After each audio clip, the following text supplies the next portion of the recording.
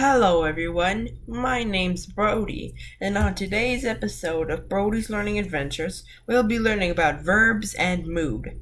Did you know a verb could be in a mood, but the mood of a verb doesn't tell us how a verb feels? Rather, it tells us how the person who is acting the verb feels? Moods of verbs. The moods of a verb have completely different names than a person's mood. No, not happy, sad, grumpy, or sleepy the verb can feel. Conditional. Oh, wait, I skipped a page. Sorry. Indicative verbs are used when we state a fact. Here are some examples. Past, I biked. Present, I bike. Future, I will bike. That's just the facts. Imperative verbs are used when we tell someone what to do. Examples, get out of bed or open the door. Interrogative verbs are used when we ask a question. Examples, will we see a shooting star tonight? Will you help me carry this puppy home? Oh, just in case you didn't know, imperative verbs are get and open. And their interrogative verbs are will and are also will. Conditional verbs are used when something else has to happen before the action described by the verb can occur. Here are some examples. If you leave that cat alone with the tuna casserole, he might eat it. And he would look nice if he got a new hat. Would and might are conditional verbs. Subjunctive verbs are used when we describe thoughts or wishes that might not come true. Examples, I wish I were 10 feet tall, and I suggest you clean that up before your sister sees it. Wish and suggest are subjunctive verbs. Conditional and subjunctive. What's the difference? Conditional and subjunctive verbs have something in common. They both express information about things that haven't happened, things that are imagined. So how do we tell them apart? Conditional verbs are used to express things that would happen if the circumstances were right. Subjunctive verbs are rarely used, but when they are, they usually express things that probably could never happen. Here's an example. If Maurice threw the birdseed to the pigeons, the birds would eat it. Would eat is the conditional verb. Whether or not the bird eat is conditional, it all depends on the old man throwing birdseed. Subjunctive verbs are used to describe things that might not happen at all, like this. If you were a bird, you would eat Maurice's birdseed. Were is the subjunctive verb.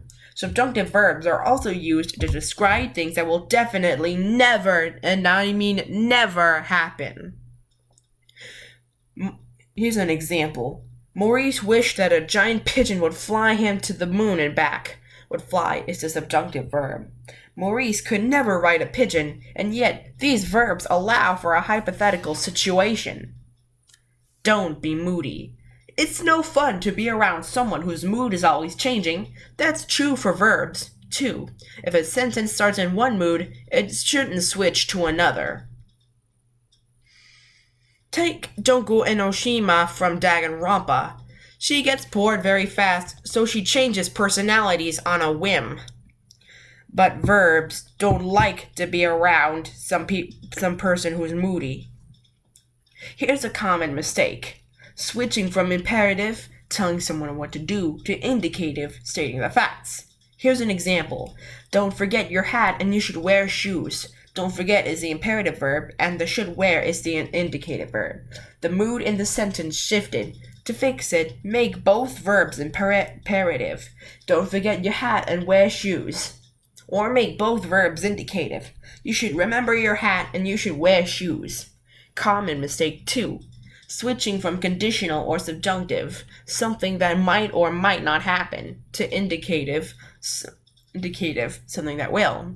Example, if this rocket could fly into the past, it will have a hard time finding rocket fuel before rockets were invented. To fix it, make both verbs subjunctive. If this rocket could fly into the past, it would have a hard time finding rocket fuel before rockets were invented.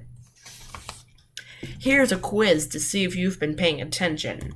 If you want to tell someone what to do, what verb mood do you use? What mood is this sentence in? Will you help me with this? What is the indicative mood used for? Which mood would you use if you wanted to write about a dream that you knew couldn't come true? Is this sentence imperative or indicative? Get out of here.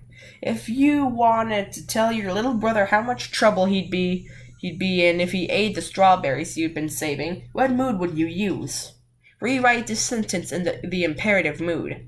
I would like you to let the dog in. If you ask a question, what verb mood are you using? Is this sentence conditional or subjunctive? If I had elastic arms, I could pick up the pears from the tree in my neighbor's yard. This sentence contains a shift in mood. Rewrite it so that all the verbs are conditional. I get a watermelon at the farm stand and I will eat the whole thing. Pause the video now to think of the answers yourself. To the answers. 1. Imperative. 2. Interrogative. 3. Stating the facts. 4. Subjunctive. 5. Imperative. 6. Conditional. 7. Let the dog in. 8. Interrogative. 7. Subjunctive. And 10. If I get a watermelon at the farm stand, I will eat the whole thing. Make sure you like, comment, subscribe, and hit the notification bell so that way you won't miss any of my new episodes. This is Brody signing out.